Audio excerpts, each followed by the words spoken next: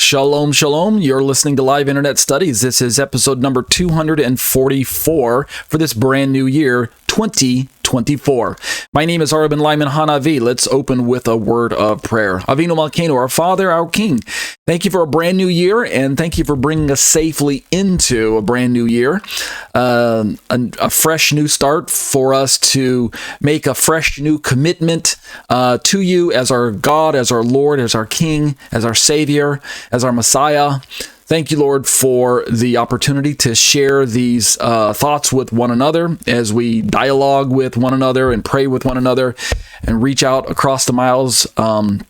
Thank you for the topics that you have laid on my heart as a Bible teacher and as a Torah teacher. I pray that you'll allow me to understand the scope of your faithfulness when it comes to this task of sharing these teachings with other people around the world. I count it a privilege to be able to have people who reach out to me through email and through my YouTube channel and through my podcasts and to dialogue and interact with me and to share their thoughts.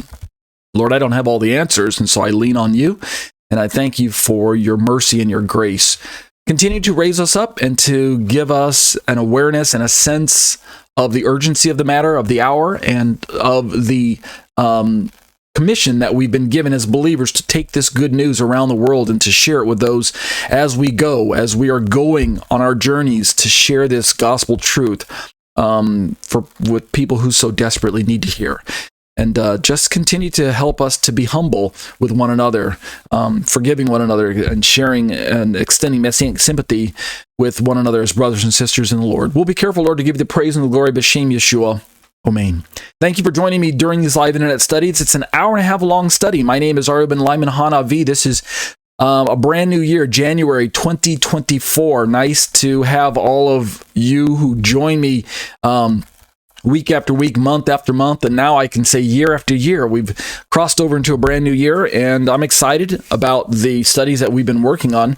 In the hour and a half long time frame that I've given over to these studies, this live internet platform, the first 1 hour is given over to this topic of eschatology, a biblical study of end-time events, where we are looking at basically, we're working our way towards the book of Revelation. If you can see on your screen right now, I've got this topical index parked out in front of you. There's 18 topics right now, and we're in the yellow part where it says Topic 9, Yeshua's Olivet Discourse Part 2, and we're finishing up this look at Matthew chapter 24.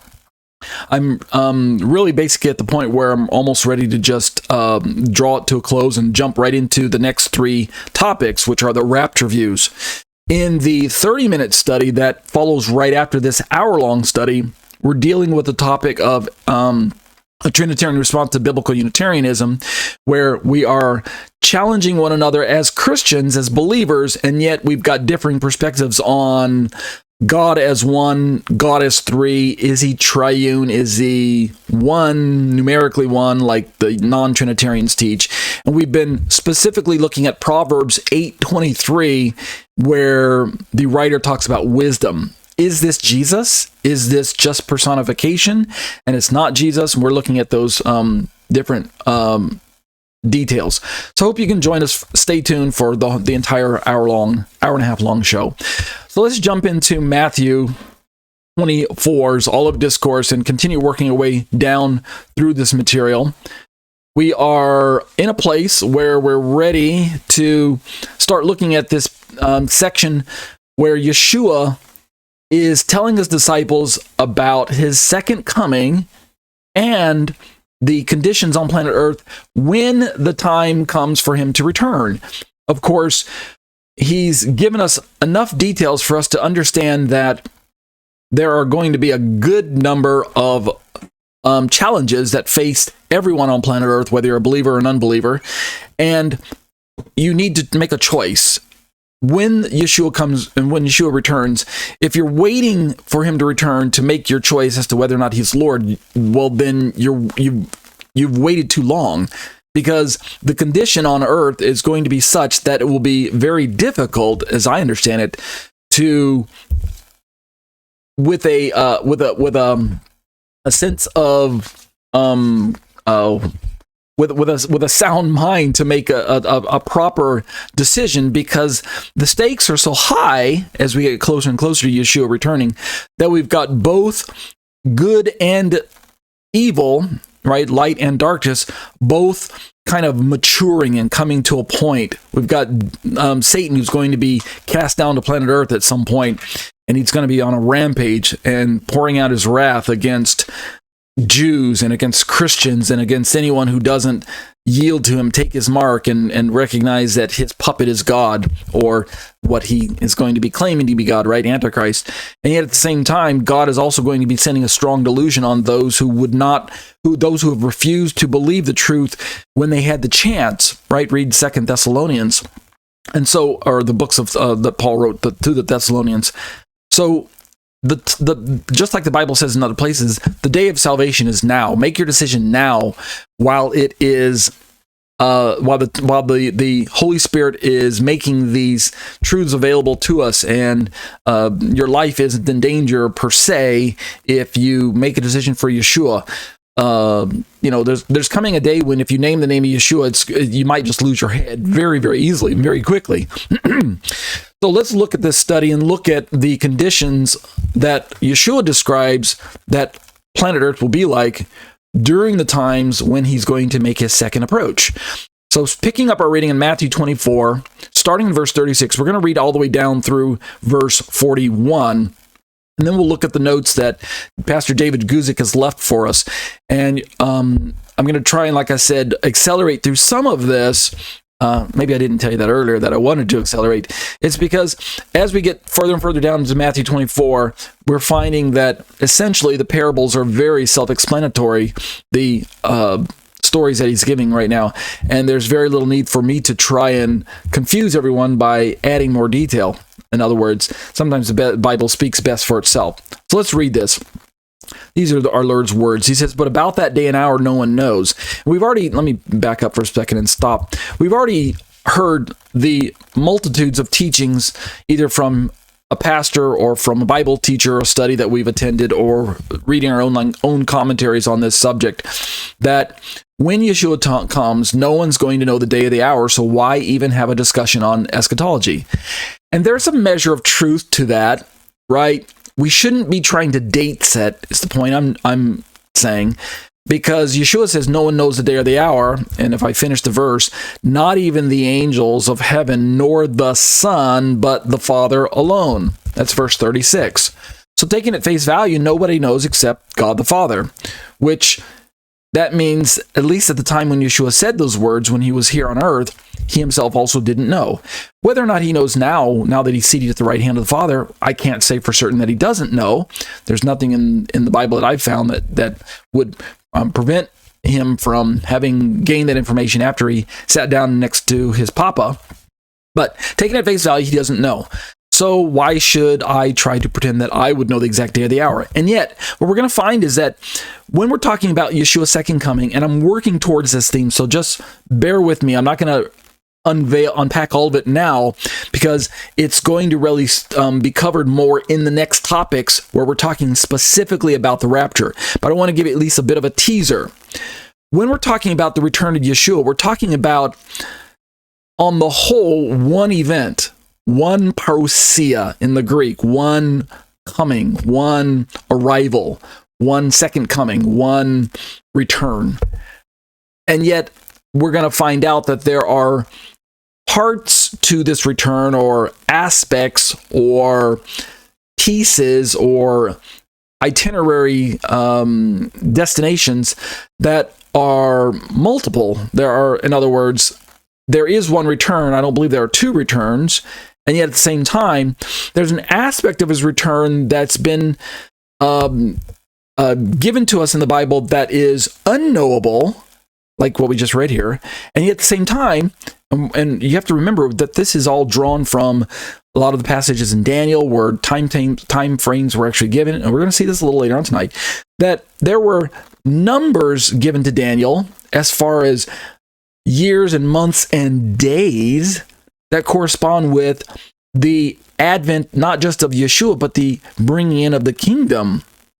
So that we could almost say that we can know the day when certain things will happen. So, in fact, I'm of the opinion of the understanding that if we want to put our finger on the rapture, then yes, we can't know the day or the hour. But if we're talking about when Yeshua returns to defeat Antichrist and set up his kingdom, if we understand Daniel correctly, then yes, we can know the day. I don't know if we can know the hour, but we can definitely know the day, because days are actually given. So, and it's not just in Daniel that they're given. We find when Yeshua finally gives this revelation to John in the book of Revelation, he repeats the same time frames. And we'll talk about this. Like I said, I'm just tipping my hand a little bit towards you right now so you can see. When I say tip my hand, I'm using like blackjack terminology, right?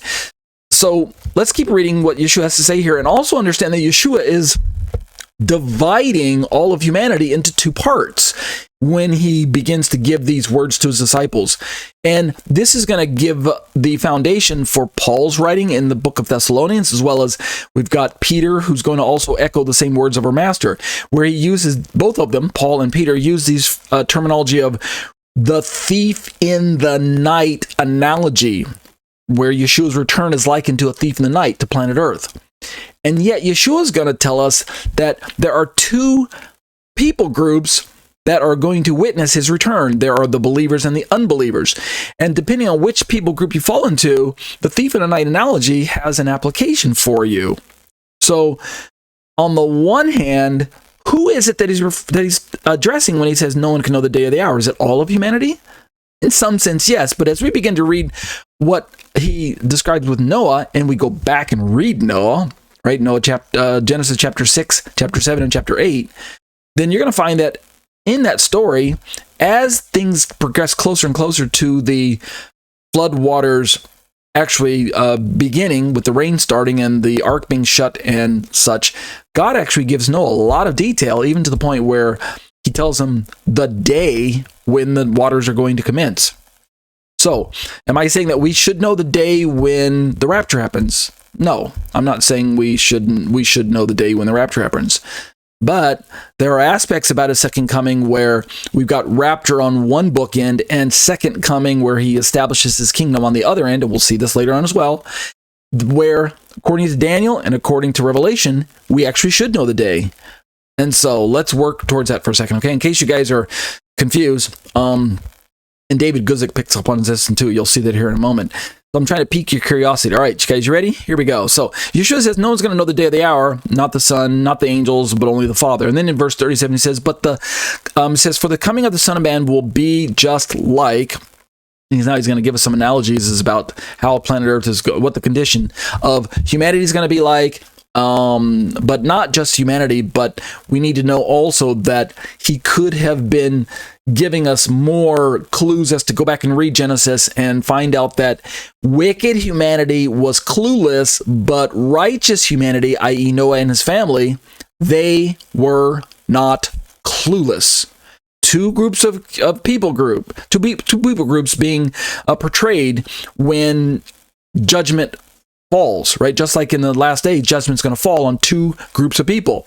The wicked are going to be unprepared, just like in Noah's day. But the righteous will be prepared, just like in Noah's day. Well, the same should be true when Yeshua returns the second time. For as in those days, Yeshua says, before the flood they were, and then he describes the wicked, eating, drinking, marrying, and giving in marriage, until the day that Noah entered the ark. So there's your two groups of people. The people who are eating, drinking, marrying, giving in marriage, they're just going about their daily lives. They don't really know about the disaster. They don't really care. According to the book of Hebrews, Noah preached about it, right? He was preaching. He was a preacher of righteousness during that time while he's building the ark. And he was explaining to people what's going on. I'm sure they had dialogues, right? Here he is building this big boat, right in full view of everyone. It doesn't sound like he went off into some secluded area and built the boat. He built it right there in public, in the middle of town square, as it were. And people around him were probably asking him, hey, old timer, what's with the big boat? You going to go fishing? What you going to catch? Right? And he probably explained to them, even though he didn't have all the details until a little later on, but you know, I'm sure he warned them of the impending doom. And they just laughed. They scoffed. They mocked him. Yeah, right. rain. What is that? What is rain, right? I'm of the understanding that there wasn't rain on the earth during that day. The earth was watered by a mist that came up from the ground. So, he warned them.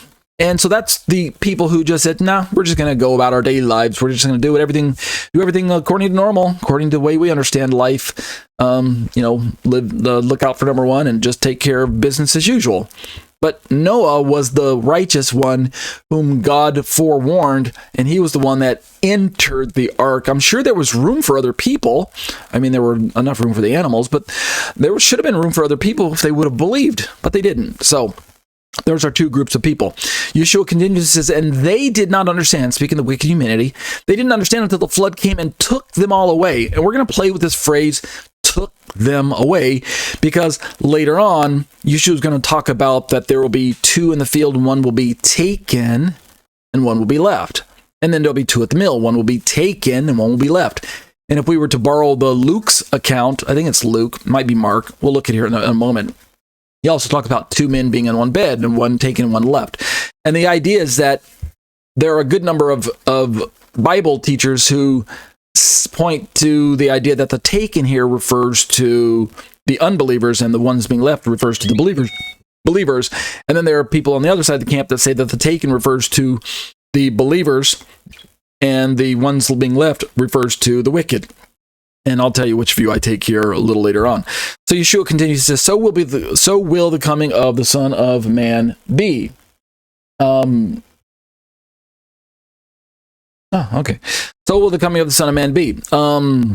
At that time, there will be two men, and here's our verse here. There'll be two men in the field. Literally just two in the field. It doesn't say men, but two in the field. One will be taken, one will be left, and then two women, verse 41, will be grinding at the mill. One will be taken, and one will be left. So clearly we have this separation of humanity, just like I was mentioning earlier. That's really the main point of this part of the story is there will be this separation.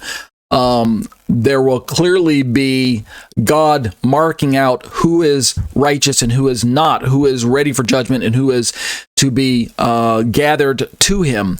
So we don't have time at this moment, and I'm not going to get into it at this moment, not in detail. I'm going to save that for the raptures talk when we get to the topic. But basically, let's just look at the broad picture here again about how was it in the days of Noah, who's taken, who's left. Let's entertain that a bit. But first, let me jump over to earlier in Matthew and just notice that in Matthew chapter 13, so earlier in the book, Yeshua is talking about this detail of separating people from people. And he gives this analogy, this parable of the weeds among wheat. And so starting at verse 24 of Matthew 13, I'll just read down through some of this really quick. Jesus presented another parable to them, saying, the kingdom of heaven is like a man who sowed good seed in his field. But while men were sleeping, the enemy came and sowed weeds among the wheat and left. So now we've got wheat and tares. Verse 26 of chapter 13 of Matthew. And when the wheat sprouted, that's us, the believers. When the wheat sprouted and produced grain, then the weeds also became evident. So that's the tares. And the slaves of the landowner came and said to him, Sir, did you not sow good seeds in your field? How then does it have weeds? Verse 28, Yeshua says, and he said to them, an enemy has done this. Of course, this is Satan. And he's going to give the parable explanation a little later on. I'm just reading the parable now. So I'm reading through it fairly quickly. Verse 28, and he said to them, an enemy has done this. The slaves said to him, do you want us to then go and gather them up? So this is a kind of rapture picture that's being described for us. Verse 29, but he said, no, while you're gathering up the weeds, you may uproot the wheat with them. Verse 30, allow both of them to grow together until the harvest, which is the end time rapture. And at the time of the harvest, I will say to the reapers, which we're going to find out are the angels, first gather up the weeds and bind them in bundles, then to burn them, but gather the wheat into my barn. Now, I'm just saying this as an overview right now, but notice that he tells the reapers, which are the angels, to first gather the weeds sequentially, and then gather the wheat into my barn. So in this parable, the the bad ones are taken out of the way first, and the good is left behind to so that it can be gathered into the barn. That's the sequence. It's just right in front of us, very plain. First, gather up the weeds and bind them, but gather the wheat into my barn second. So if we were to take that chronology, then we would see that the wicked are taken for judgment, and the righteous are left to be protected and gathered and put into the barn. That's the sequence. And just to be sure, when we get down to verse 36 and following, Yeshua gives the parable. Then he left the crowds and went to the house, and his disciples came to him and said, "Explain to us the parable of the weeds of the field." Verse 37, he said, "The one who sows the good seed is the Son of Man, and the field is the world, and as for the good seed, these are the sons of the kingdom, and the weeds are the sons of the evil one." It's really nice when Yeshua just gives us the details without any ambiguity, without any equivocation. I just love it. I wish he would have done this in other places, but he doesn't. So here's what we have. And then he says in verse 39, the enemy who sowed, I think I skipped a word. "And the field is the world, and as for the good seed, these are the sons of the kingdom, and the weeds are the sons of the evil one." So we see, again, these two groups of people, just like we saw in the parable with Noah, or not a parable, but as it was in the days of Noah, and the two out in the field, one will be taken, one will be left, two at the meal, one will be taken, one will be left, etc., etc. So there's a separation. That's what we're talking about, which leads us to the proper understanding in the Bible that there is no middle ground when it comes to salvation. There's no group of people who are in between. You might have people who are in decision mode, but until they make the decision, they are in an area of grace where God is allowing them to be brought close to his truth. They attend church. They are religious Jews. They're people who have a head knowledge of God. They're people who are friends of believers or family members of believers, etc., etc., but they themselves are not believers. So they are close to the truth. I believe we could call these people in a room that I have come to understand as grace. And therefore, if they make the decision that they don't believe in Jesus as Lord, then in using Paul's terminology in the book of Galatians, they would fall from grace. That doesn't mean they lose their salvation. Rather, they fall out of that area where they can now properly make a right decision for God. They back out, they back off, they back away. Well, we have a lot of people in the world who are like that, but in God's courtroom, they're still unbelievers. So you're either on God's side, you're either for God or you're against him, right? You're either for Jesus or you're against him at default. So there's no in between. There's no people with their feet in both camps where they're half saved and half unsaved. I don't believe the Bible describes that. And these types of parables that we're looking at, I believe, are a good indicator of that truth, that there's just two groups of humanity. You're either saved or you're lost. And at the time of the rapture, Yeshua is going to he's going to snatch away those, he's going to separate again those who are his from those who are not his. But it does get a little more complicated when we get to, say, Revelation chapter, 8, if I remember, where suddenly we've got a group of people that God seals with his seal of righteousness, but they're not saved. They're just protected from the Antichrist, namely the 144,000. Because in other words, if they were saved, they should have been raptured along with the church group of people that are also in that same chapter, Revelation chapter 8, but they don't get raptured. But we'll talk about that a different day. So starting in verse 40, so just as the weeds are gathered up and burned with fire, so shall it be at the end of the age. So notice, Yeshua's breaking the parable down, and notice the sequence once again. Verse 41, the Son of Man will send forth his angels, right there, the reapers, and they will gather out of his kingdom. Notice the sequence. They will gather out of his kingdom all stumbling blocks and those who commit lawlessness. Verse 42, and they will throw them into the furnace of fire. In that place there will be reaping and gnashing of teeth. Right, that's verse 41 and 42. That's the wicked being taken first. And then notice in verse 43, he turns on and says, then the righteous will shine forth like the sun in the kingdom of their Father. The one who has ears, let him hear. So in this part of the parable, the ones who are taken sequentially first are the wicked, the tares. They're taken in judgment.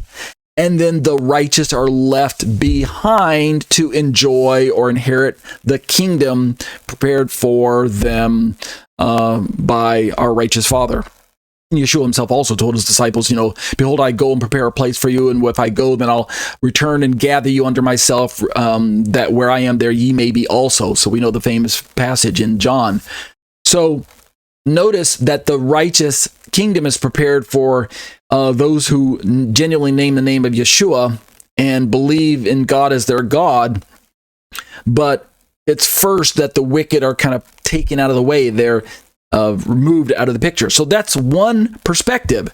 But then as we begin to keep looking at more of these details in Mark, again, we're working our way towards the little commentary that David Guzik prepared for us. Let's look at Mark 13, starting in verse 28. Now learn the parable from the fig tree. As soon as its branches becomes tender and sprouts its leaves, you know that summer is near. So you too, when you see these things happening, recognize that he is near, right at the door. Again, he's giving us the general sense of that when the time comes for Yeshua to return, that the urgency of the matter will be felt by those of us who are watching and waiting. In fact, he commissions us, so you too, when you see these things happening, recognize that he's right at the door.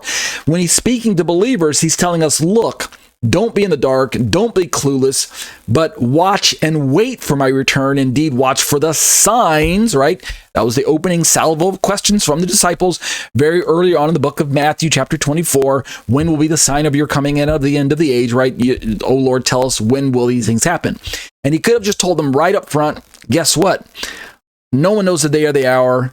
You're not even going to have a clue. There won't be any signs. My return will be imminent. Right? I don't even know when I'm coming back. Heck, if I don't know, then why should you even care about it? Just go about your daily lives. Don't try to figure anything out. There will be no signs that precede it. It will be imminent. It could happen before you even finish your sentences. So just don't worry about it. Is that what he said? Nope, it's not what he said. Instead, he lays out all of these clues, these signs, these things that will precede the time frame of the end. Okay, so keeping with that, he says in verse 29, so you too, when you see these things happening, recognize that he is, doesn't say recognize that he is imminent, it says recognize that he is at the door. The word right there isn't really in the Greek, but it's filled in by this version of the NASB. Recognize that he is near, right at the door. Verse 30, truly I say to you, this generation will not pass away until all these things take place. Heaven and earth will pass away, but my words will not pass away. But about that day or hour, no one knows, not even the angels in heaven, nor the Son, but the Father alone. And then notice there's nothing starting in the next section in Mark about the Noah reference, right? If you look at it, he didn't say anything about as it was in the days of Noah. He just talks about no one knows the day or the hour. But then he does go talk about the whole thief in the night kind of analogy. Someone, I'm sorry, not the thief in the night part, but the master returning to his house. And in another passage, he talks about the I think it's Matthew later on, where he talks about the one who breaks in. But notice starting in verse 33, watch out, stay alert, for you do not know when the appointed time is. It is like a man away on a journey who, upon leaving his house and putting his slaves in charge, assigning to each one his task, also commanded the doorkeeper to stay alert. So therefore, Yeshua says, stay alert, for you do not know when the master of the house is coming, whether in the evening or at midnight or when the rooster crows or in the morning. So that he does not come suddenly and find you asleep. What I say to you, I say to all, stay alert. So the general sense is that Yeshua is addressing two groups of people: his believers, his followers, his disciples, and by inclusion now us, as we're reading these words. And there are the general humanity who's not going to be reading these words, and yet Yeshua is describing them that they are going to be completely clueless. So even though the world at large does not know and cannot know what is going on because they have rejected the truth, they've rejected God, they rejected the Messiah, they're not reading these words of our Master here. They don't care. On the one hand, we have those people. On the other hand, we have believers who fall into the camp of you can be sharp, you can be alert, you can be ready and watchful and waiting, or you can be slacking off. You're still part of the group who's counted among the Lord's followers, but you too can risk the danger of letting the cares of the world catch, what do we say?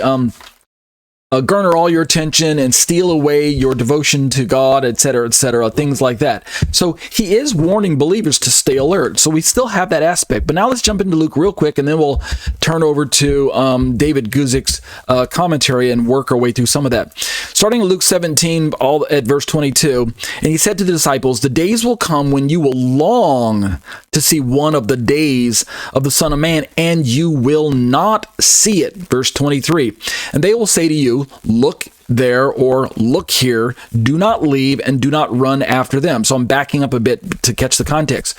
Now we got to start in verse 24, and notice he's going to start talking about his coming, his second return, which if it was imminent, he wouldn't really give us any signs. In other words, the signs would be worthless if it was truly 100% imminent. But there are just too many details given, not just by Yeshua, but other places in the Bible that, and I'm not going to deal with this now, I'll deal with it when I get to rapture in the next three topics 8, 9, and 10. But, I'm sorry, let me look at my schedule here. Topic 10, 11, and 12. But there are just too many details all throughout the New Testament, and even in Daniel, that give us the impression that imminency is not really what Yeshua was teaching, at least not up to a point. At some point in time, when all of the signs have been given, and all of the other portents and what do we call them? Harbingers. Harbinger? I always get that word pronounced wrong. It's one of the two. When all of these warning signs have run their course, and Antichrist has been revealed, and the tribulation has started up, etc., etc. At some point in time, yes, his return will be imminent, as will be the day of the Lord. But up until that point, no, I don't believe he's teaching imminency, but I do believe he's teaching expectancy and urgency. So that's the view that I'm going to go with. So look here in verse 24. Yeshua says, "Just like the lightning when it flashes out of one part of the sky and shines to the other part of the sky, so will the Son of the Man be in his day. So will the Son of Man be in his day." In other words, his second coming will not be secret. There will not be a secret rapture. There will be a rapture, but it won't be secret. In fact, when we get to Paul's writings, we're going to find that he's going to announce his arrival with a shout, with a loud trumpet blast, the voice of the archangel, etc., etc. That doesn't sound like any secret to me. So Yeshua says, "But first he must suffer many things and be rejected by this generation." We're reading in verse 25, and now we're at verse 26. Now we're going to get into the days of Noah terminology or verbiage, and so that's why I brought in Luke. So notice we're going to get some more details here that we weren't given in Matthew, particularly when it comes down to the separation between the two people. We're going to get the 2 men in the bed terminology. "And just as it happened in the days of Noah, so will it also be in the days of the Son of Man." Verse 27, "People were eating, they were drinking, they were marrying, and they were being given in marriage." And as I mentioned earlier, there's nothing sinful or wicked about the fact that people are eating, drinking, marrying, and giving in marriage, right? There's nothing wrong with that. In fact, those are all good things that the Bible describes for all of humanity to be engaged in: eating, drinking, marrying, and giving in marriage. In fact, how is the human race supposed to continue on unless we marry, give in marriage, and produce children, right? These are all good things to do, but in the context of the way Yeshua is describing humanity at the time period when he returns, this is something that's going to be a bad thing for humanity, because it's describing business as usual to the degree that they are not looking and watching and waiting for God to return to planet Earth in the person of his son Yeshua. At the same time, it also describes the general sense of that even though there will be tribulation happening all around planet Earth, that people won't be catching the warning signs about that the end is near. So it's almost strange that people will be eating, drinking, marrying, giving in marriage, when according to the earlier parts of Matthew, with the birth pangs or the the beginnings of sorrows, as it shows up in other passages. Antichrist will be on the scene, but he won't be known yet. He'll be incognito.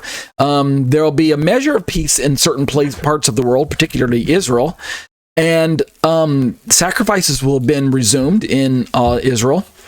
But there will also be all of these, the four horses of the apocalypse. The different colors, the white, the red, the black, and the pale. There will be all of these earthquakes and famines and shortages of food and things like that are also going on on planet Earth.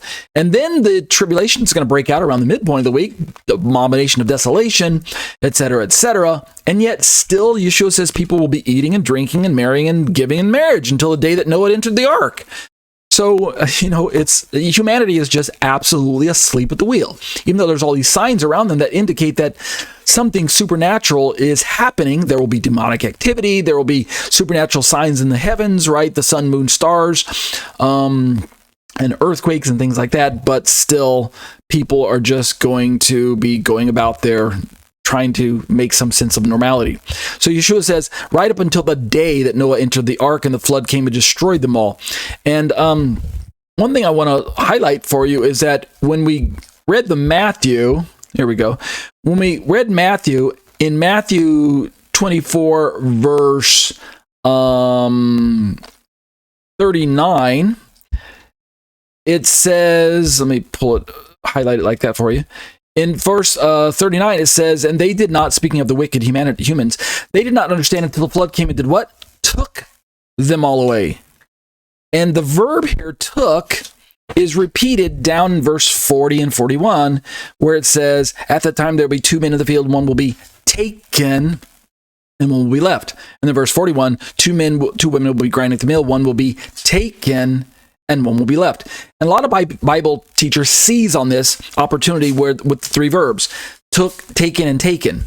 But when we get over to Luke, Yeshua says they were marrying and being given in marriage until the day that Noah entered the ark and the flood came and destroyed them all.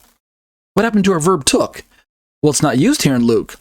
He uses a different verb, destroyed them all. All right, that's going to play into our little narrative here in a moment. So let's keep reading. Verse 28. It was the same as happened in the days of Lot. We also get some extra details that Matthew didn't record for us, but that as it was in the days of Noah, now we have the days of Lot. And we know the story from the book of Genesis there. But Yeshua gives it to us anyway. They were eating, they were drinking, they were buying, they were selling, they were planting, and they were building. Same general sense as it was with Noah. The idea is that people aren't paying attention to the signs around them. Verse 29, but on the day that Lot left Sodom, notice Yeshua twice now has emphasized this idea that on the day that destruction befalls humanity, that same day, righteous people are separated away from the wicked people, or there's a separation between the two. The day that Noah entered the ark, he actually even says that. But then here in Luke, he says, on the day that Lot left. And then we're going to see a little bit later, he just says, he's even going to emphasize it more. He's going to say, on the same day. So he says, in verse 29, on the day that Lot left Sodom, it rained fire and brimstone from heaven and destroyed them all. And then verse 30 says, it will be just the same on the day that the Son of Man is revealed.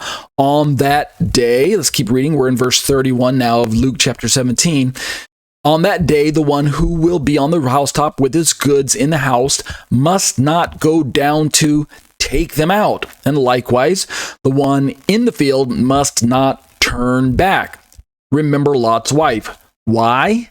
Because she did turn back. And what happened? If you remember the story, she turned back, she turned around, and she looked at Sodom and Gomorrah as it was being destroyed, and she turned into a pillar of salt, or a pillar of, like a rock pillar, a stone pillar. In other words, she died.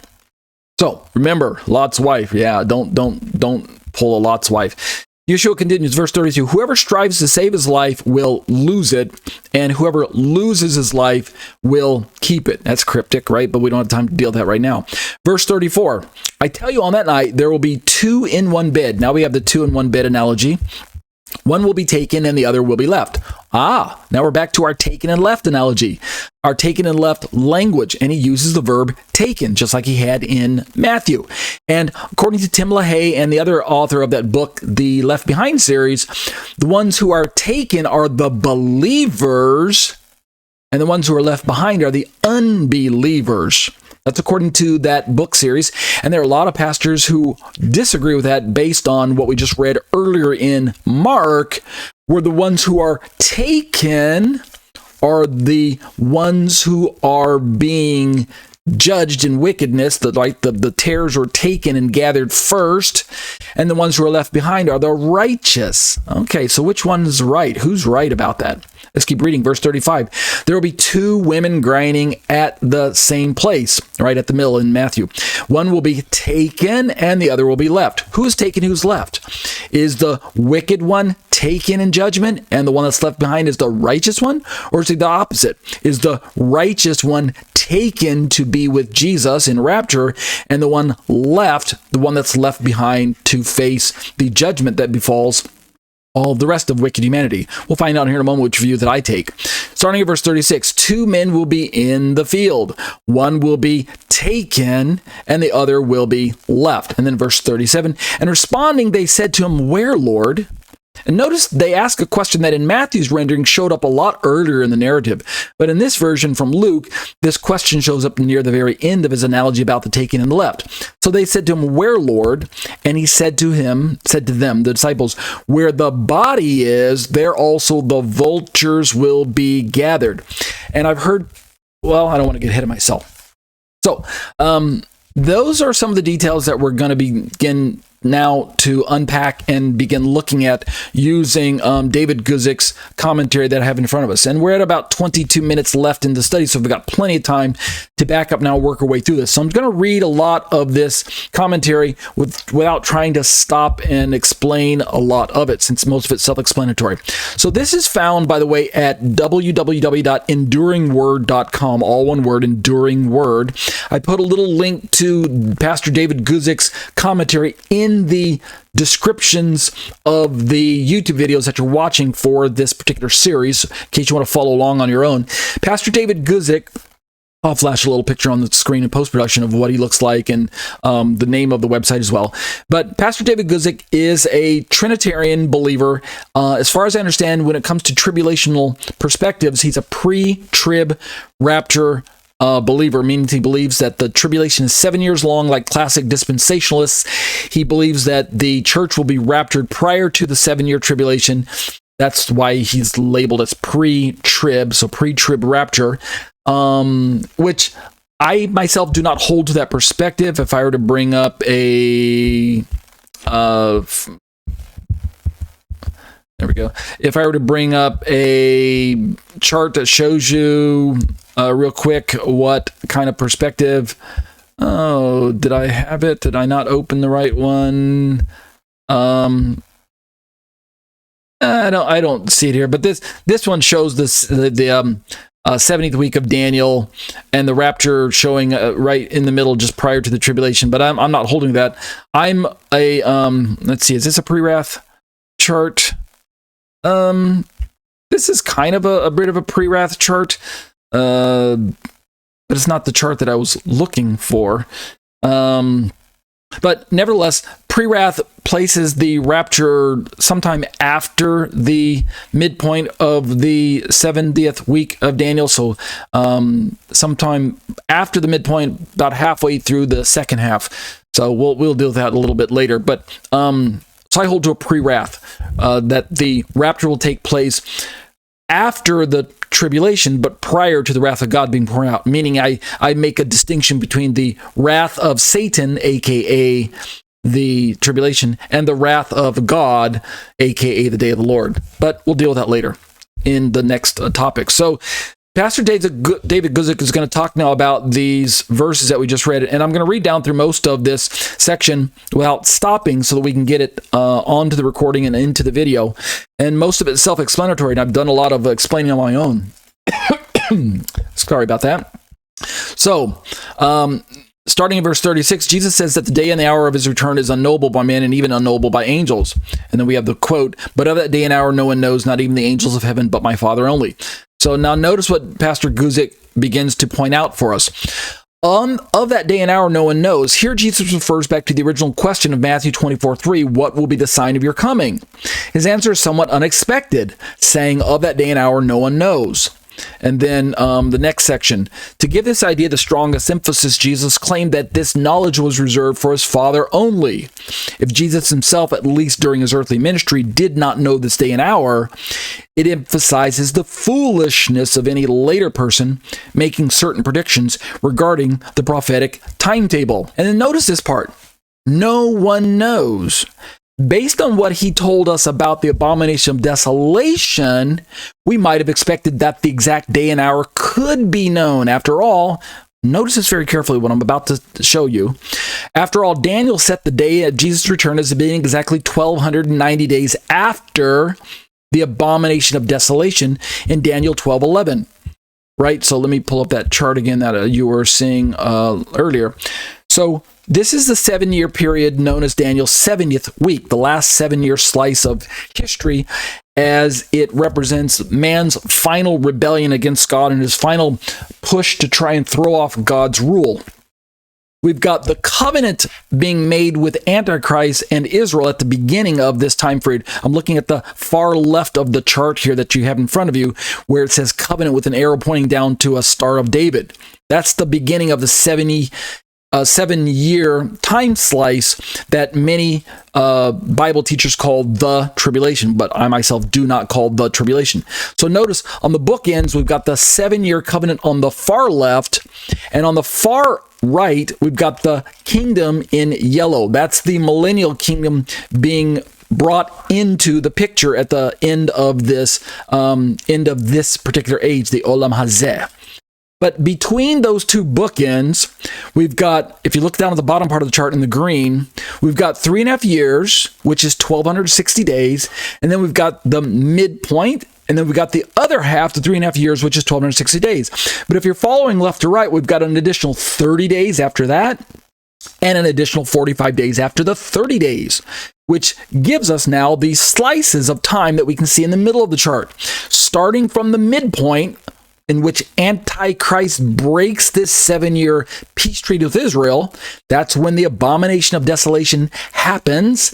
That's when the siege of Jerusalem happens. That's when the mark of the beast happens. And that's also when, according to my understanding, when the 2 witnesses arrive on planet Earth. But at the midpoint, we have from that point the 1,260 days of the rule of the prince, using Daniel's language, which corresponds with the Antichrist. That's when he is actually known for who he is. He reveals his true identity. That's when Satan comes down from heaven. It's actually kicked out of heaven in Revelation chapter 12. And he's thrust down to earth, and he realizes he has a short time, and he empowers his puppet Antichrist.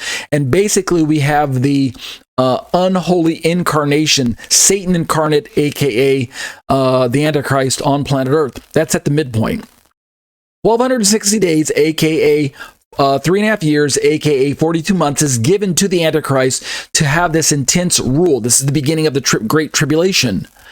1,290 days is until the destruction of the prince, according to Daniel, which means 30 days after the 1,260 days, the Battle of Armageddon should kick in, and Antichrist is effectively neutralized.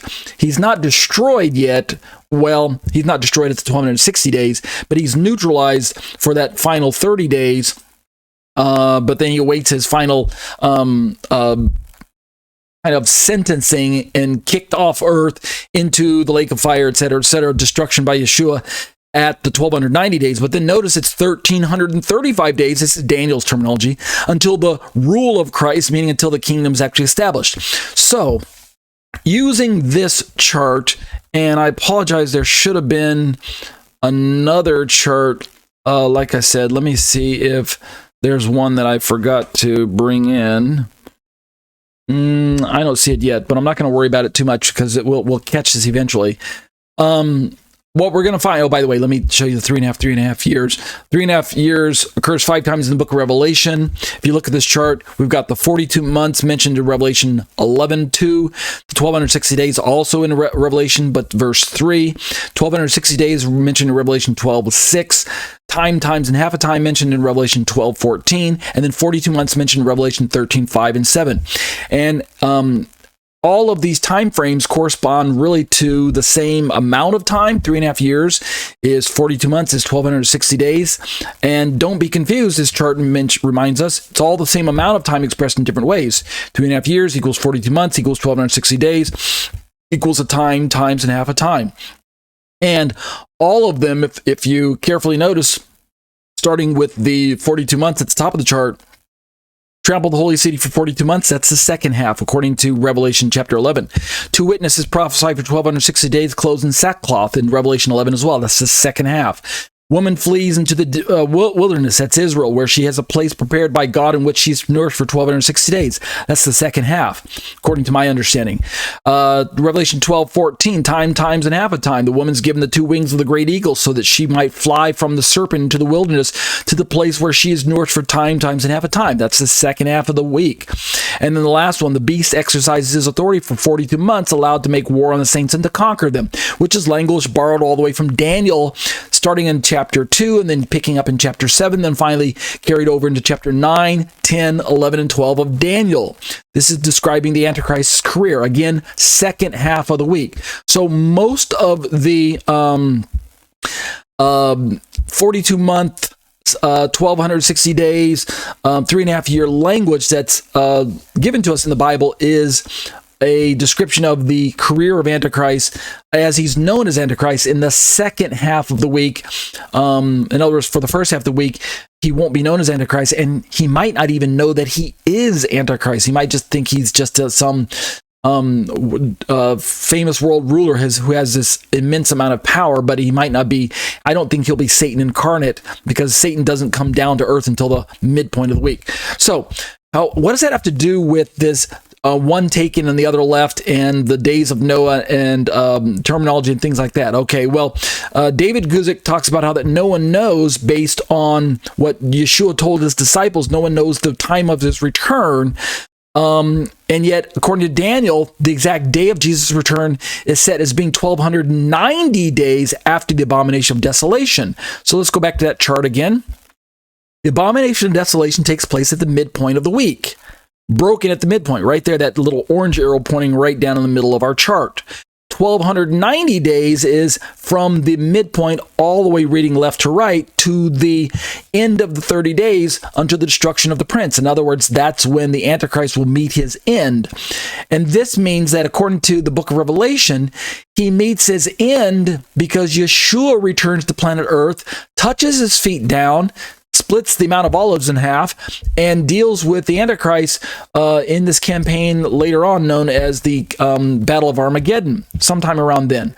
So I don't know if the splitting the Mount of Olives in half takes place exactly at that point in time, so I probably shouldn't have mentioned that. But we definitely have the Battle of Armageddon taking place right here near the end at the 1,290 days time slot. Right, the 3.5 years plus 30 days. This is according to Daniel. So if this is the case, then how could Yeshua say that no one knows the day or the hour? At the very least, he can only say no one knows the hour, because Daniel was given the day, right? The day of what? The day of Yeshua's return to planet Earth to deal with Antichrist, to destroy Antichrist's kingdom, to nullify it, so that he can usher in his own kingdom 45 days after destroying the Antichrist beast kingdom, which is that beast kingdom which will be in operation at that particular time. So going back to Pastor David Guzik's notes here, that's why, and we read this earlier, I think, that's why Guzik says, in this there is a dilemma. How can the day of Yeshua's coming, Jesus' coming, both be completely unknown and at the same time be known to the day, according to Daniel 12? Now, he's only saying this is a dilemma. He doesn't actually believe there's a dilemma. He's just giving you a little bit of teaser. Let's keep reading a little bit down through. We've got about 10 minutes left, and I want to get to as much of this as possible. verse 37 and 30 through 39, Jesus says that his coming will be when the world is as was in the days of Noah. So how can we solve the dilemma? Well, actually, there is a solution that David Guzik's going to offer that I don't completely agree with the verbiage, but I agree with the events that are described, just not the verbiage that's applied to the events. You'll see what I mean here in a moment. And then Guzik quotes the classic "as it was in the days of Noah" passage again, which I'm not going to read again since we already read. Let's just jump right back down into his commentary. So he says, as the days of Noah were, Jesus explained what he meant by the days of Noah. It means that life centered around the normal things: eating, drinking, marrying, giving, and marriage. In other words, life will be business as usual, reprobate perhaps, but as usual. Notice again that eating, drinking, and marrying, giving, and marriage aren't wrong things, and God isn't necessarily judging humanity for doing those things. Rather, he's judging humanity because ultimately at this stage of the game, humanity has rejected the gospel, which at this point in time has gone forth around the world. Also at this point in time, the witnesses will be on the scene, also preaching the good news. There will, which could be Elijah and Moses. We're not sure. Moses and Elijah. If we're talking about midpoint and later, there also will be the general sense that mankind has been given this choice of take the mark or resist. Take the mark and trust in the Antichrist, or don't take the mark and trust in God, one or the other. And so humanity is making their choice. You remember in Romans chapter 1, Paul also describes wicked humanity as God giving them over to a reprobate mind because they reject the truth, and therefore they're lovers of evil, and the imaginations of heart are always evil. That's borrowing language from the Genesis account with the flood of Noah. But Paul just explains the same kind of state of humanity in Romans chapter 1. So go back and read that there. Eating and drinking, Guzik says, marrying and giving in marriage. Bruce notes that some charge these with sinister meaning. Eating hinting at gluttony because often used of beast, though also in the sense of eating of men, right? Marrying and giving in marriage, euphemistically pointing at sexual licenses on both sides. Yet he comes to the conclusion, quote, the idea rather seems to be that all things went on as usual, as if nothing were going to happen. I'm reading through some of this rather quickly because we've read some of it before, and I'm just rehashing now. We should also remember that the days of Noah were also marked by violence and demonic oppression. Yeah, quite scary. Let's keep reading. And did not know until the flood came, it took them all away. Those in the days of Noah were warned, and judgment eventually came. To those who had ignored the warnings, it came suddenly and unexpectedly. And then here we go. Again, Guzik reminds us, quoting Carson, that the coming of the Son of Man takes place at an unknown time can only be true if in fact life seems to be going on pretty much as usual, just as in the days before the flood. And the point I'm trying to highlight is that when we're talking about people who are not waiting for our Lord to return, then using Paul's language that was already picked up by Yeshua, that's also going to be picked up by Peter in his letter. The fact that Yeshua comes as a thief in the night is mostly true for those who are not even aware that there is going to be a second coming for them to be watching for. There are no signs that they are going to be interested in. And yet there will be signs here on planet Earth, but they're just going to be ignoring them, going on with life as usual. So for them, the thief will come as the Lord will come as a thief in the night. The day of the Lord will come upon them as a thief in the night. The destruction of the day of the Lord comes as a thief in the night. But Paul says that we are not children of the darkness. We're not children of the night, that day should overtake us as a thief in the night. We're going to read Thessalonians when we get to the rapture topics later on. I'm just kind of giving you some sneak previews. So there's these two groups of humanity again that we're working our way towards. Those who are in the dark and who are like those who are just going on with business as usual, and those people will be completely caught off guard. And yet those who are of the righteous camp, like Noah and his family, they are aware that there's the impending doom, and so they are not going to be caught off guard. They might not know the day or the hour, but they certainly will know the season. And that's kind of where Yeshua's going with the whole analogies of the fig tree, and that, that summer's near, and all these types of things. And so we have that quote again from Guzik that I mentioned earlier. In this, there's a dilemma. How can Jesus come to a business-as-usual world, and a world expecting the worst calamities ever seen on earth? Business as usual, right? And yet all hell will be breaking loose, especially with the tribulation raging on. Now let's keep reading. Like I said, I'm trying to work through part of this rather quickly because we've already read it before. Well, we've read some of this. Jesus cautions his disciples to be ready for an unexpected coming, starting in verse 40 through 44. And then we've got the verses about the two men in the field, one taken, one left. I don't want to read that because we already read it. Let's just jump down into the commentary. 2 men will be in the field, one will be taken, one will be left. Notice, now Guzik's going to share his perspective, I believe, of who is the taken and who's the left. Jesus here points to curious disappearances, to a catching away of some at the coming of the Son of Man, as also described in 1 Thessalonians 4:16 and 17. Taken in this verse is the same verb used in Matthew 1:20, 17:1, 18:16, and 20:17. You ready for this? It implies to take someone to be with you, and therefore here points to the salvation rather than the destruction of the one taken. That's a quote from France. So according to Guzik, quoting France, those who are taken are those who are taken in rescue, those who are taken in rapture, those who are taken in deliverance.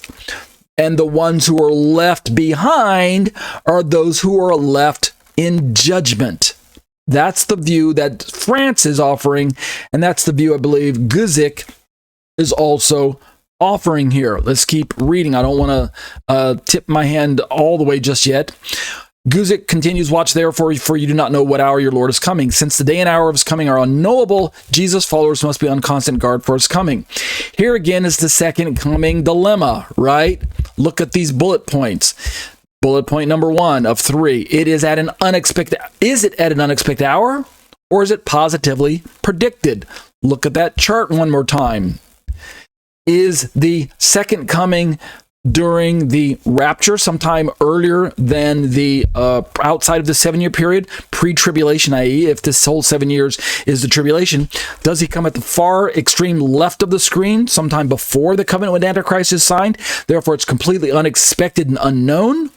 Is that what the second coming is? Or is it at the far right of this chart, where the kingdom is being represented as being established by Jesus at the end of the 70 weeks of Daniel, at the end of the 1260 days, at the end of the 1290 days with the destruction of the Antichrist, when he returns to defeat Antichrist? Is that when the second coming is? Because really, if it's at the far left, then it's unknowable.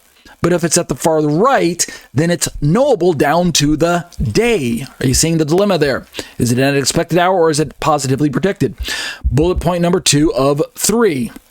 Is it business as usual or worldwide cataclysm? Right? Remember, at this time, there will be all kinds of wars and rumors of wars and famines and plagues and disasters and earthquakes, and the tribulation will be raging on either for 3.5 years or 7 years, depending on which definition of tribulation you take. Antichrist will be on the scene. There'll be the mark of the beast. There'll be demonic activity. And yet, there's business as usual. Or is it worldwide cataclysm, right? Notice the contrasts that are going on that Guzik is highlighting for us. And then bullet point number 3 of 3 is the coming of Yeshua signaled with meeting him in the air, according to 1 Thessalonians 4:16 and 17? Or is he coming with the saints, according to Zechariah 14:15? And what we're going to find, and I'm now to the point where I may as well just start revealing some of the answers to the seeming ambiguity or dilemma that Guzik was describing. Barclay, this is a quote from Guzik quoting Barclay. Barclay describes one aspect of the difficulty here. Quote, it is in 2 sections, speaking of the coming of Yeshua, it's in 2 sections, and they seem to contradict each other. The first verses of 32 to 35 of Matthew seem to indicate that as a man can tell by the signs of nature when summer is on the way, so he can tell by the signs of the world when the second coming is on the way. But the second section, verses 36 through 41, says quite definitely that no one knows the time of the second coming, not the angels, nor even Jesus himself, but only God, and that it will come upon men with the suddenness of a rainstorm out of a blue sky. And guess what? I'm going to be really cruel to you guys. I'm going to leave you with a cliffhanger. I'm not going to tell you what Guzik has to say, unless you want to click on his commentary in my description in the video below and read on your own. I'm not going to tell you exactly how he solves the dilemma, but he does have a solution, and I'm kind of hinting at it when I keep showing you this chart. Here, I kind of actually even peeked at it just there a moment ago if you were watching very carefully. I'm hinting at it when I'm talking about the two sides of it, but I'm not going to tell you exactly what it is since I'm right at the 1 hour mark. We'll pick this up next week where we will turn headlong into this idea of two men will be in the field, one will be taken, one will be left. Who's the taken, who's the left? How is it that Yeshua's return can be unknowable, right? No one knows the day of the hour, and yet according to Daniel, the day is known, right? It's been given to us 1,290 days when Yeshua will return after the midpoint of the week, after the midpoint of the abomination of desolation, etc., etc. How can we resolve these seeming contradictions, business as usual, and yet at the same time all hell is breaking loose? We'll pick that up again next week, but that'll do it for Eschatology, a biblical study of end time events. These are the live internet studies brought to you week after week by myself, Ariel ben-Lyman, HaNaviy. I'm a Torah Teacher at Congregation Keilat Nevada Harvest in Thornton, Colorado. Find us online at grafted.com and join us in person for our live Sabbath services. But if you're not able to join us, at least as I mentioned, join us online, and you can see the link to the video right there on my screen as well. These live internet studies are a part of my own Torah teaching ministry, which parks itself on the web at tetzetorah.com. That's tetzetorah.com. I'd love to have you join me at my own home personal website there and browse around and take a look through all the commentaries that you see on my screen right now as well. I also have a YouTube channel that I'd be delighted if you popped in and took a look around there as well. YouTube.com/C/Tetze Torah Ministries. If you do hit my website, my YouTube channel there, be sure to take notice that I update the site essentially daily, uploading videos daily. Make sure then to subscribe, hit the bell for notifications, leave thumbs up for all the videos that you like.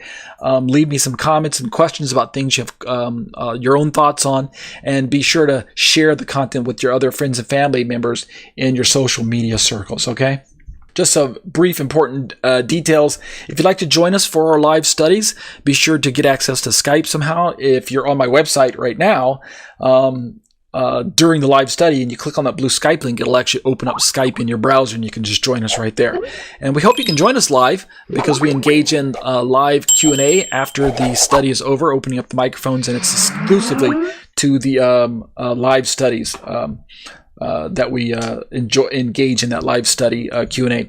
But if not, take one last moment to scroll to the very bottom of my website where you can see some Hebrew writing and the black section down there, and prayerfully consider partnering with me to take the Torah around the world in this particular format. You can click on the little yellow donate button and bless me that way with your financial gifts and contributions, and I'm so blessed to be able to be in a place where I can receive your generous gifts. Thank you to all of those who have given in the past and are continuing to give. I'm so thrilled to be on the receiving end of your generosity. And as I always say, be blessed as you seek to be a blessing to others. Let's turn to a Trinitarian response to biblical Unitarianism. My name is Ariel ben-Lyman, HaNaviy. This is the final 30-minute half of our 2-segment live internet study. The first 1 hour of the live hour and a half study was given over to a Trinitarian response to given over to Eschatology, biblical study of end time events. And the second half is given over to the Trinitarian study known as a Trinitarian response to biblical Unitarianism. My name is Ariel ben-Lyman, HaNaviy. Welcome everyone to this brand new year, 2024. I'm glad everyone has joined me for this brand new year's worth of studies. Let's jump right into our study.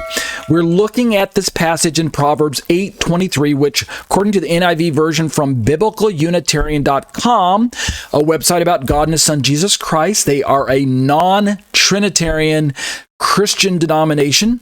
The verse reads, I, wisdom, was appointed from eternity, from the beginning, before the world began. And as we've read in their explanation, wisdom here is not Jesus. Instead, wisdom is merely a personification of God's wisdom, and therefore we're not talking about Jesus, who existed alongside God from eternity, or we're not even talking about Jesus, who was created by God before the worlds were created, like the Jehovah's Witnesses believe. Instead, Biblical Unitarian rejects both of those views. They simply say that this is personification, nothing more, nothing less. It's a common type of genre among Jews, where one aspect of God or quality of God is personified in the Bible, and so this is nothing different. So that's their perspective. You can read about their perspective from their website at biblicalunitarian.com. Let's look at the verse one more time before we jump into it for my study. Backing up to verse 22, the Lord possessed me at the beginning of his way before his works of old. This is Lady Wisdom speaking to us. We say lady because wisdom in the Hebrew Bible, the Hebrew word is chokhmah, looks like chokmah, chokmah in the English transliteration, but it's chokhmah, and the grammar of this word is it's feminine. It's a feminine word. So that's why wisdom is referred to as a woman in these particular passages. She's even called sister in the previous chapter 7. Verse 22 has God, or has the psalmist, the proverbist. I'm making up a word there, I believe. I don't think that's a real word, but we've heard of Proverbs. We've heard of Proverbs and Psalms, and we've heard of the psalmist, so why not the proverbist, right? Adonai kanani reshit darko kedem mif alive me'at. The Lord possessed me. And this word kanani is the English word possessed.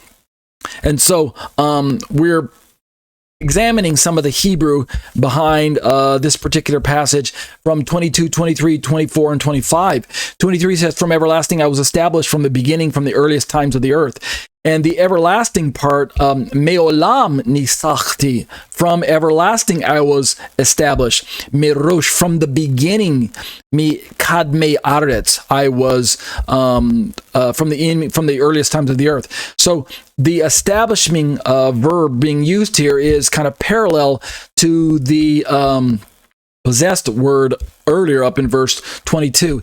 And then in 24 and 25, he uses a word here that he uses twice, where there were no depths, I was brought forth. And the Hebrew over here would be cholalti. Be'ein tehomot cholalti. Before the depths were, I was brought forth. When there were no depths. And then he repeats himself using the same verb. Before the mountains were settled, before the hills, I was brought forth. Again, the same verb down here. If I were to highlight it for you, it's right. Oh, I'm going to run into trouble there. Give me a second. It's right. I'm running into trouble again. Let me try one more time. Nope. Can't get it because of this little feature right there, that little part, the little half circle there. If I click that, it'll make the verse go. But it's this word right there that you can see, cholalti. It's the final word in Hebrew. Okay, so that's the word brought forth. So brought forth, it shows up twice, 24 and 25. Established shows up in 23, and then possessed shows up in 22. And last week we looked at this idea that these words are used in poetic fashion to describe the relationship of wisdom with God. And so eventually we'll get into the Greek. I'm not going to turn to it right now, just to make you aware of the fact that the Greek, well, I suppose at least I'll get this verse. The Greek uses a word in verse 22. He established me before the time was in the beginning. Kurios ektisen me arke hadon autu eis erge autu. This Greek word right here on your screen, ektisen. We're going to find out that this word, if I were to click on it, is this word rooted in the verb ketizo, which can mean to found or build a city, to found or establish, to create, make, or fabricate, to bring into being, to perpetrate. And so this word is used in the Greek Bible, in the Septuagint, as well as in the New Testament. Here we're going to see it absolutely can be used to indicate create, as in creation. So he established me before the time was in the beginning, but some versions read he created me before time was in the beginning. It's in fact the Jehovah's Witnesses who pick up on this aspect of creation and say, here it is. Without a doubt, this is Jesus being created by God. And if we turn to this word in the Apostolic Scriptures, using a different tool you can see on your screen, this is blueletterbible.com. This same word shows up in Mark 13:19. We read this verse in our previous study about the eschatology. For in those days shall be affliction such as was not from the beginning of the creation which God created. Strong's number 2936 is that word katizo. God created until this time, neither shall be. What did God create in Mark 13:19? The world. Look at Romans 1:25, who changed the truth of God into a lie and worshipped and served the creature more than the creator. Strong's 2936, who is blessed forever and ever. It's a form of the word katizo. The creator is God, and the creation is the thing he created, and the created is the action that he used. Look at the next one, 1 Corinthians 11:9. Neither was the man created for the woman, but the woman for the man. We have again a form of the word katizo used twice here. Strong's number 2936. Again, God is the one doing the creation. Ephesians 2:10, for we are his workmanship created. Strong's 2936, in Christ Jesus unto good works, which God hath before ordained that we should walk in them. Again, God created us in Christ. Ephesians 2:15. There we go. Having abolished in his flesh the enemy, even in the law of commandments contained in ordinances, for to make in himself of twain one new man, so making peace. A form of the word katizo again, and here it's just rendered made or make. Let's keep going real quick through some of these. Ephesians 3:9. And to make all men, notice the word make there isn't the form of the word, to make all men see what is the fellowship of the mystery, which from the beginning of the world hath been hidden God, who, what? Created all things by Jesus Christ, a form of our word that we're picking on right here. Ephesians 4:24, and that ye put on the new man, which after God is created in righteousness and true holiness. How many more of these do I want to read? We're almost done. There we go. This one, for by him were all things created. Our word is used twice in Colossians 1:16, speaking of in heaven and earth, invisible and invisible, whether it be thrones or dominions and principalities or powers, all things were created by him and for him. Who's it speaking of in Colossians? Paul is talking about Jesus. Jesus is the one that was by him and for him and through him, right? Created by him and for him. All things were created. Through him is in the John passages. So Jesus is given creative recognition here by Paul, and the word created is the form of the word that we're picking on, katizo, which, by the way, if Jesus created all things, then how could he be created? How could, if Jesus created all things, then how could Jesus have created himself? If all things were created by Jesus, and yet he is a created thing, how could he himself have created all things, right? It messes with your head there because it can't be. Colossians 3:10, in other words, Jesus is not a creature. He is the creator. Colossians 3:10, and have put on the new man, which is renewed in knowledge after the image of him that created him. Again, speaking of the creator. 1 Timothy 4:3, forbidding to marry and commanding to abstain from meats which God hath created to be received with thanksgiving of them which believe and know the truth. Again, God is the creator there, using our word katizo. Almost done. Revelation 4:11, thou art worthy, O Lord, to receive glory and honor and power, for thou hast what? Created all things, and for thy pleasure they are and were created.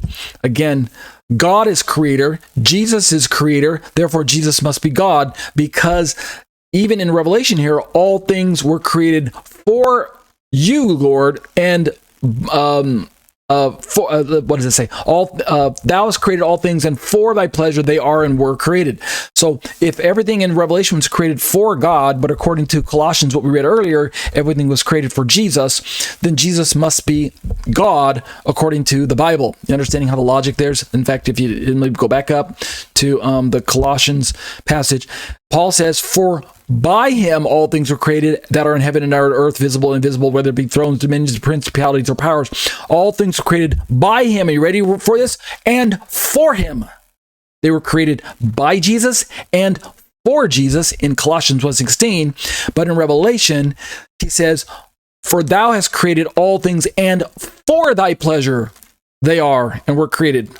So, Jesus must be God. And then the last one in Revelation 10:6, "And swear by him that liveth forever and ever, who did what? Created heaven and the things that are therein, and the earth and all the things that are therein, and the sea and all the things which are therein, that there should be no time longer." So this is just to show you that this verb, katizo, Strong's number 2936, can be rendered create. And yet when we go back to Proverbs 8:22 in the English, "He established me," but it's read as "created me" in some versions. In fact, let me click on verse 22 and show you some of the different versions. NIV, "The Lord brought me forth." In LT, "The Lord formed me." ESV, "The Lord possessed me." Berean Standard, "The Lord created me." King James, "The Lord possessed me." KJV, New KJV, "The Lord possessed." NASB, "The Lord created me." NASB 95, "The Lord possessed me." 97, "The Lord possessed me." Legacy Standard, "Yahweh possessed me." Amplified Bible, "The Lord created and possessed me." Christian Standard, "The Lord acquired me." Holman Christian Standard, "The Lord made me." American Standard Version, "Jehovah possessed me." Aramaic Bible in plain English, "Lord Jehovah created me." Brenton Septuagint, "The Lord made me." Contemporary English, "From the beginning I was with the Lord." Dewey Rames, "The Lord possessed me." ERV, "The Lord possessed me," which is one of the versions. Nope, that's not the one I'm talking about. God's Word Translation, "The Lord already possessed me." Good News, "The Lord created me." International Standard, "The Lord made me." JPS Tanakh, "The Lord made me." Literal Standard, "Yahweh possessed me." Majority Standard, "The Lord created me." NAB, "The Lord begot me." That's an interesting one. Net Bible, "The Lord created me." New Revised Standard, "The Lord created me." New Heart English, "The Lord created me." Webster's Bible Translation, "The Lord possessed me." World English Bible, "Yahweh possessed me." Young's Literal Translation, "Jehovah possessed me." And there are other translations that I'm not going to show you here. What's the point? That this word that we're looking at, katizo, has a variety of ways to be translated. There we go. A variety of ways to be translated. Yahweh Kanani in the Greek, in the Hebrew, but in the Greek, Kurias ektisen me arke hadon autu es arga autu. Ektisen is a form of the word katizo, like we just saw right there. So let's look at this.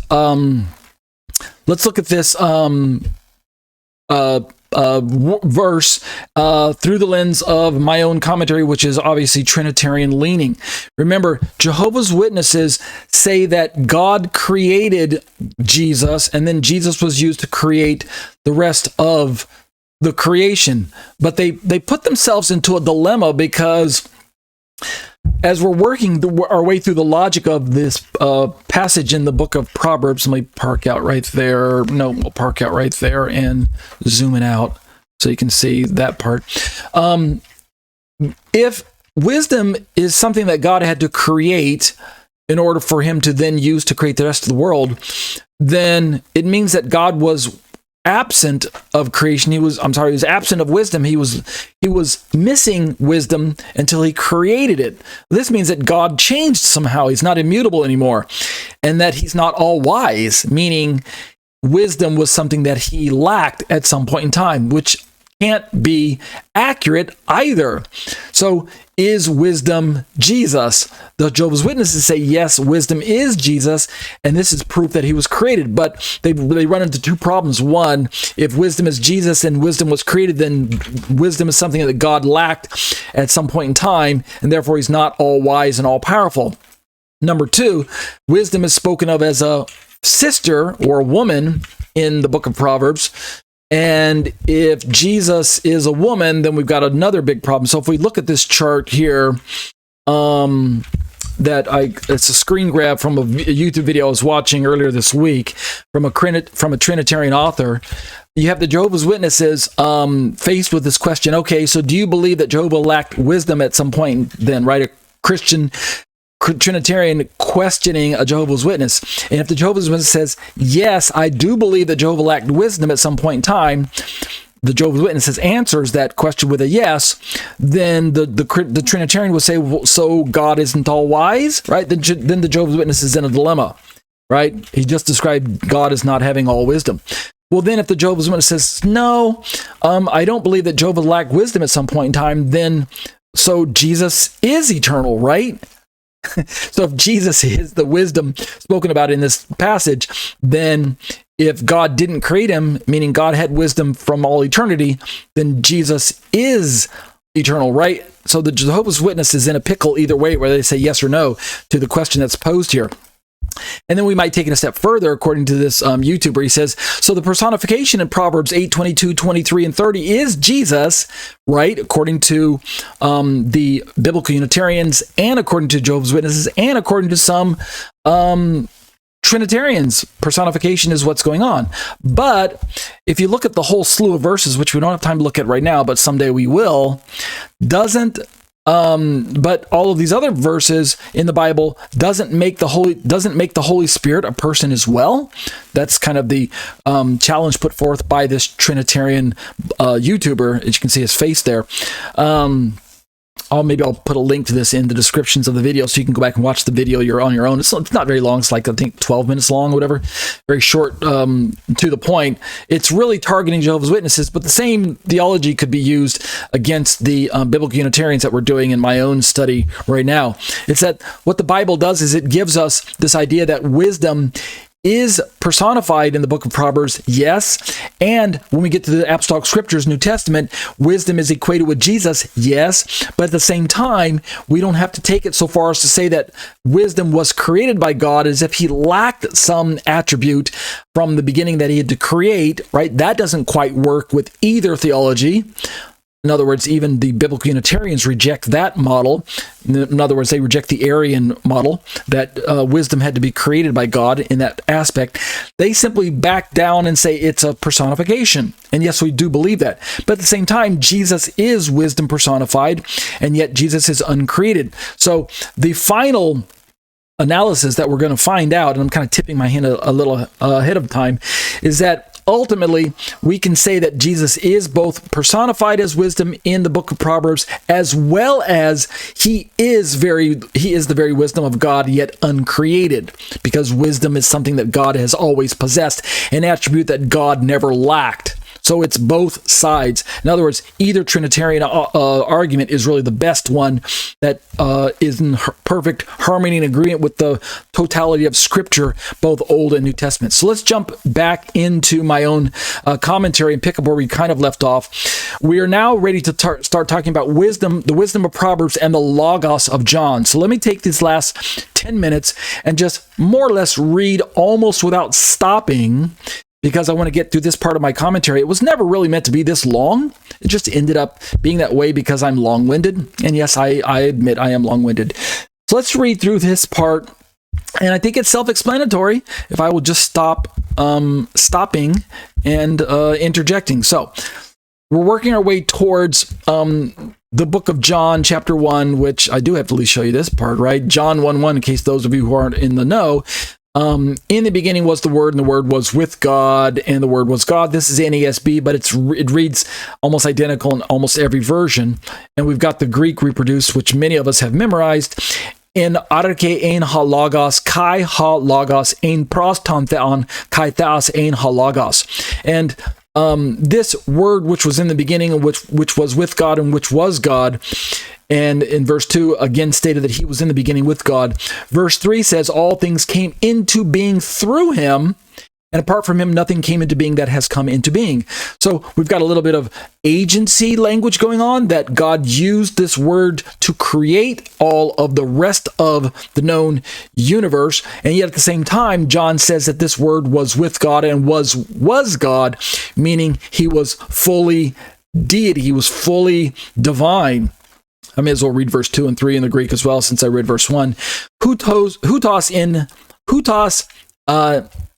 ein in arche proston theon, verse 2.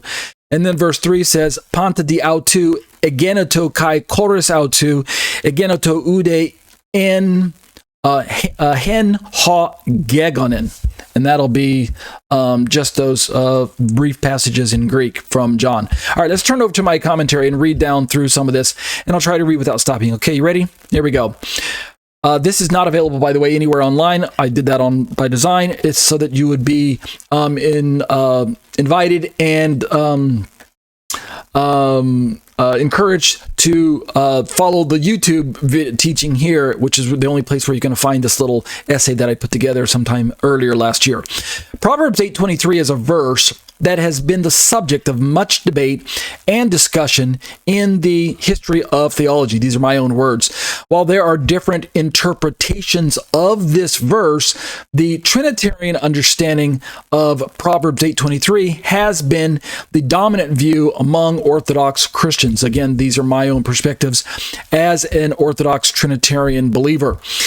I go on to say that in this second half of my essay, we will examine the strengths of the Trinitarian understanding and the weaknesses of the Unitarian understanding of Proverbs 8:23, as seen through the lens of its parallels to the Logos of John, with a special emphasis on both the original Hebrew of Proverbs as well as its translation into Greek in the Septuagint. So we're going to work our way towards the Greek in the Septuagint, which is why I'm not kind of reading a lot of it right now. Let's keep going. The verse as rendered from the NASB reads, quote, "From eternity I was established from the beginning, from the earliest times of the earth," end quote. Now I go on to say that there's really no reason why the verse could not be translated somewhat woodenly as, quote, "From eternity I was poured out, from the beginning, from the earliest times of the earth." Notice I use the verb now, poured out. The REV Bible, which is a translation favored by www.biblicalunitarian.com, translates the verse as, "From antiquity I was woven together, from the start, from the earlier times of the earth." And then I go on to say that comparatively, this verse is translated as follows in the ESV, which we quoted from the Biblical Unitarian, I believe, maybe earlier. "I was set up from everlasting," or maybe it was NIV, right? "I was set up from everlasting, from the beginning, before the earth was." So we're looking at this verb, and we're basically trying to ascertain, along with verse 22, 23, 24, 25, some verbs are used. There's about 3 verbs in those 4 verses. What is the poetry being conveyed to us? Why is it that a variety of verbs are used, and which ones are the best ones for us to walk away with? Let's talk about some parallels with John's Logos, right? We're going to look at some of the Hebrew as well. Proverbs 8:23, when examined through a Trinitarian lens, offers intriguing parallels to the personhood of wisdom as depicted in the Gospel of John. These are my own notes again, particularly in John 1 through 18. And I already read the first few verses of John 1 for you. The original Hebrew rendering of Proverbs 8:23 states this, and I read this earlier, but I'll read it again. "Me'olam nisachti merosh mikadme aretz." Now, let's pick on this word nisachti, which is the word translated "set up" in the many of the English translations. All right, so these are my own words again. The Hebrew term nasachti, used in Proverbs 8:23, and most often rendered as formed, appointed, or established, installed, quite literally means poured out or set up. It's used metaphorically to describe the establishment of wisdom by God before the creation of the world. The word nasach, right, which is the root word of nisachti, is also used in other places in the Old Testament to refer to the pouring out of a drink offering or the setting up of a memorial. So remember, in verse 22, we have a word that could be just translated as brought forth in one version, or created if we're using the Greek, especially if we look at the New Testament, where that same word is used to describe God as creating the world. So we've got some strong ties to creation there, that verb, but at the same time, being brought forth is tied back to the Psalm passage I mentioned very earlier in my study, Psalm 2, verse 7, I believe, where the God speaking about his firstborn, right? You are my firstborn, today I have begotten thee. That word begotten in the Hebrew and the Greek is this idea of birthing language. This idea of begetting is God giving birth, or the Father giving birth to the Son, metaphorically. Well, this is tied into the poetry of the passage as it shows up in the words that are used in the book of Proverbs here. Remember, this all belongs to poetic genre, so we need to allow the force of differing words being brought into the discussion to have their say, and we can't really make our decision based on one word. We don't want to cherry pick. At the end, we want to make sure that we're drawing from the wide gamut that's portrayed by the words before we make our final decision, by the variety of words.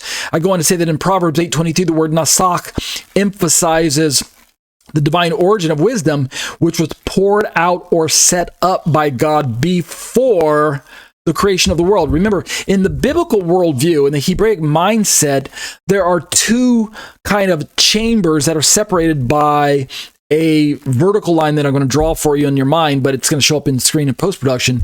This vertical line is baby blue in my little graphics that's going to show up. And it separates these two realities or chambers or spheres of existence. On the left side, we have the sphere of creator. And under that label creator in all bold letters on the left side of the chart that you're going to see in post-production, we have God. God is creator. We have the Father, we have the Son, we have the Holy Spirit. And they're all God, they're all creator, and they rightfully belong on this left side because they belong to a sphere known as eternity. A sphere that is outside of and wholly preceding everything else that is on the other side, which is creation, or which represents everything else. And so in the biblical worldview, there's created and there's creator. There's the creature on one side and there's a creator on the other side. There's God and eternity on one side, and there's everything else on the other side, which is finite. There's infinite and there's finite. There's eternity and there's non-eternity, right? So that's why we can place Nasak and wisdom on the God side, because using other passages that give us fill out the rest of the picture, then we can see that the word was described in John as being with God, as well as being fully deity, fully divine, fully with God. All that God was, the word was, if we translate the Greek kind of rather woodenly. Let's keep reading down through my commentary. Didn't mean to do that. We've got about maybe a minute left, and let me see, can I finish this? Wow, there's no way I can finish this, but we'll keep reading. We can finish at least one more paragraph. I go on to say that the meaning of the word nasak has been a topic of debate, right? Rightfully so, among scholars. Some scholars argue that the word should be translated as, quote, created, end quote, rather than poured out, quote unquote, or set up, quote unquote. And this interpretation emphasizes, when we're talking about created, it emphasizes the idea that wisdom was created by God before the creation of the world, right? We're talking about more along the lines of the Arian/Jehovah's Witnesses perspective about wisdom being something that God lacked, but he had to create, and yet they're in a dilemma, like we looked at earlier, because God cannot be all-wise and self-sufficient and immutable if he had to create a major aspect of his personhood, right? Wisdom, right? Other scholars, I go on to say, argue that the word should, so we're talking about nasak, should be translated as possessed, quote unquote, rather than poured out, quote unquote, or set up. This interpretation emphasizes the idea that wisdom is a possession of God rather than a separate entity.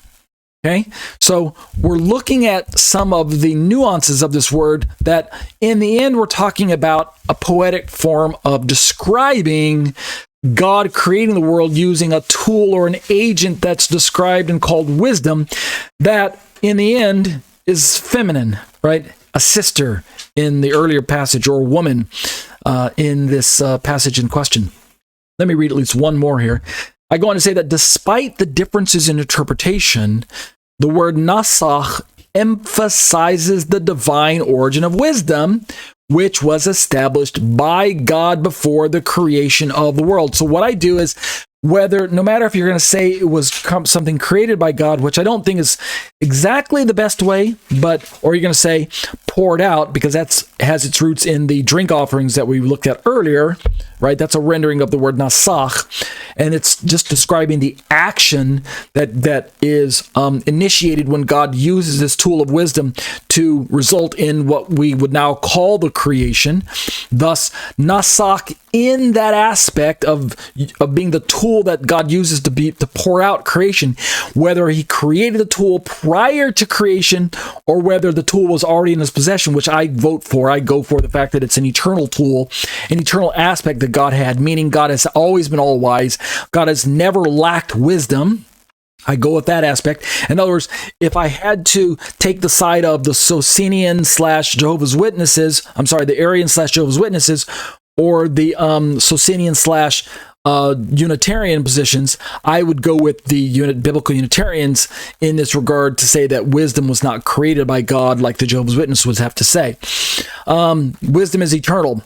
And that's the aspect or the nuance of this word that I'm going with.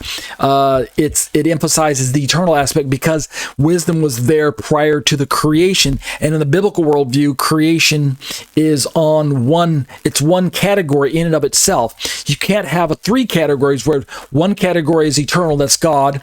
A second category is creation, that's everything else. And yet there's this middle category, which is partly outside of creation, but partly outside of eternity, kind of stuck in the middle there. All right, although Yeshua is quite unique, and we could probably fit him in there if we wanted to say that he's fully God and fully man, truly God, truly man, quite unique in all of creation.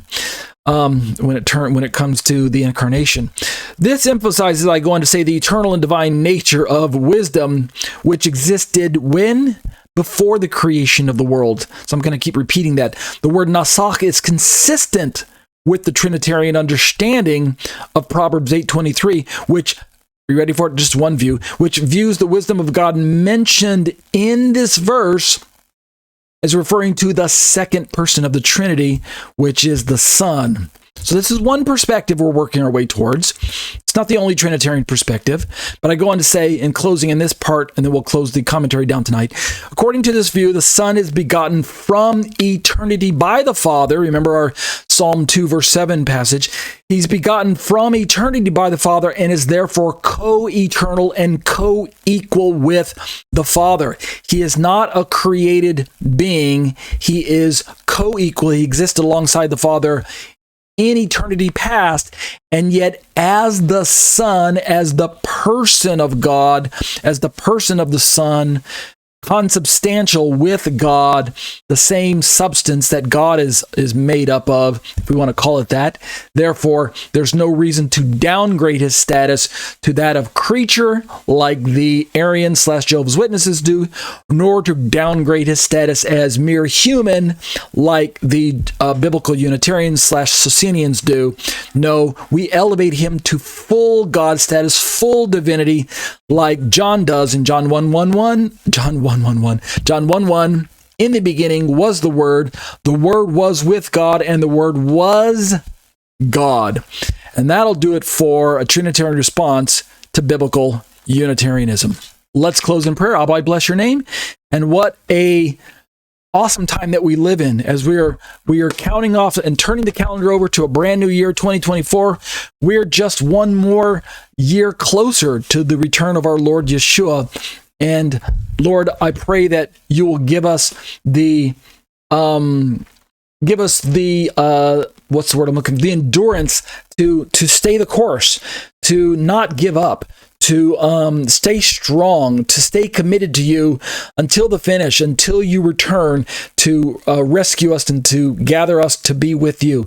Thank you, Lord, that you are going to come and establish your kingdom of righteousness here on planet Earth. And then, like the Tanakh says of old, in that day your name will be, the Lord will be one, and your name will be one. Like we say in our prayers that we read in the synagogue, Bayom hahu yiyeh Adonai echad ushmo echad. The Lord will be one. His name will be one. He will be one. There will no more be this divided questions of are there more than one God? Is God more than one? That will be solved, Lord, because you will be here in bodily form to explain to us all these questions of Trinity, and your kingdom will be here, and we'll be able to worship you in righteousness and truth. So thank you, Lord, that time is soon approaching. Help us to continue to look for the blessed hope, your blessed return. Continue to raise us up and to give us a voice of witness to those in the world who do not yet know you. Give us holy boldness as we witness, preparing the way. Help us to look for divine what we might call calling cards, doors opening so that we can give the gospel and share our testimony with those around us. Continue to carry us along and raise us up, and we'll be careful to give you the praise and the glory. B'Shem Yeshua. Amen.